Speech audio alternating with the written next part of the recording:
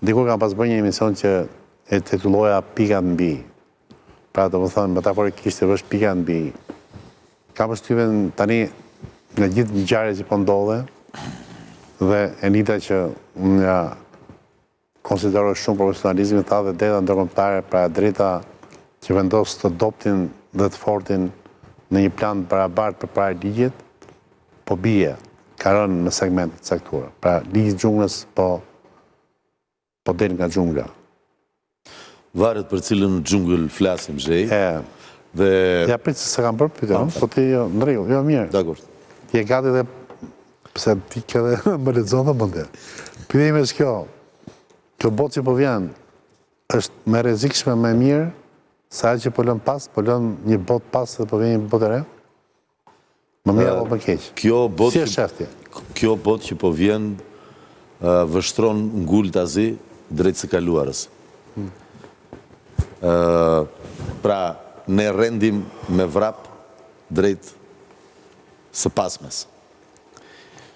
Në vitin 732 të erës sonë, domethënë, në një letër që papati i dërgon Mikaelit II të Konstantinopojës, i kërkon me ngulm, domethënë, që të rivendoseshit Ilirikumi lindor, pra Dardania me kryeqytet Shkupin, t'i kalonte sërish papatit sepse i kishin kaluar Konstantinopojës. Kjo tregon për atë që quheshin epirotët ilir ortodoks, të cilët flisin shqip. Këtë e vërteton edhe në malin Atos kemi varin e Reposhit që quhet Skanderbej Pirg.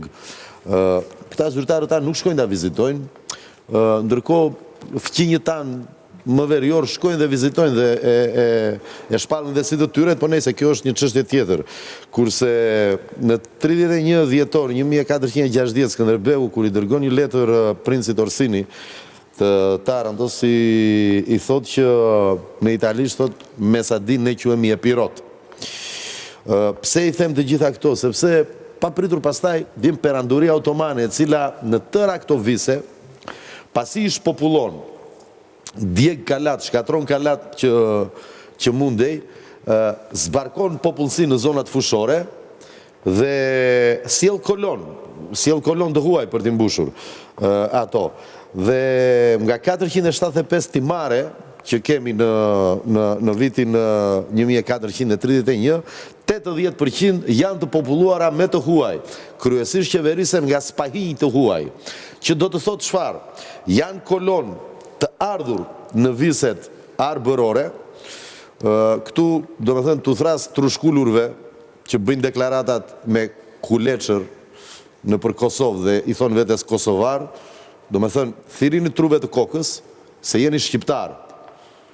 Ne vërtet mund të jemi nga Labëria, nga Mërdita, nga Shkodra, nga Ulqini, po jemi shqiptar. Thirini truve të kokës, do me thënë shkundin i fort. Po që do?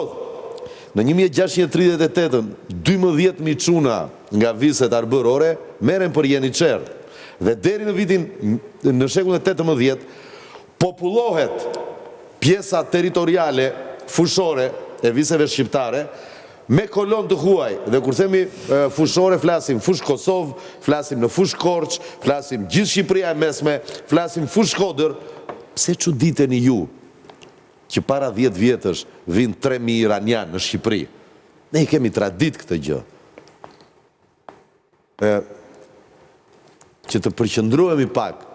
E kishe përveç se një pikë mbi e kishte një polemik me Pollumbin. Tani me Pollumbin, me Skifterin, me këtë doj. Nuk është atysh, ne jemi shqiponja. Dim që Pollumbi është i paqes, po ne jemi bijtë e Shqipes. Kështu që ne gabimet historike nuk kemi nevojë pse t'i përsërisim.